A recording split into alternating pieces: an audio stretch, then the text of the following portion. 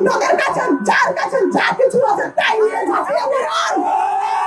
আজকে যদি নিবন্ধন না দেন, আমার আমজনগণ পার্টিকে যদি তারা বড় বিজ্ঞপ্তি জারির পরেও আমাদের এখানে সার্টিফিকেটটা ঝুলিয়ে রেখেছে, সেটি যদি প্রেরণ করা না হয়, তাহলে আপনাদের যার কাছে যা আছে তাই নিয়ে ঝাঁপিয়ে পড়ুন। আপনারা কেন্দ্রীয় নির্দেশনা মানবেন, সবাই এখানে সুন্দরভাবে সুশৃঙ্খলভাবে বসে থাকবেন। যে আমতলা তারেক তার কোনো কার্যক্রম নাই। একটা নির্বাচন কমিশনের যে কার্যালয় করা হয়েছে একটা ফটোকপি দোকানে, তার নিবন্ধন দেওয়া হয়।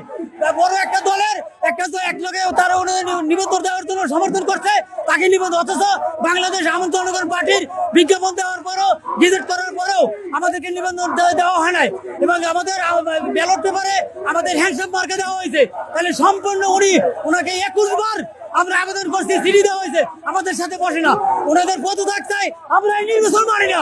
আমরা আমজনগণ পার্টির নিবন্ধন না দেওয়া পর্যন্ত আমরা নির্বাচন মানি না, কোনো নির্বাচন।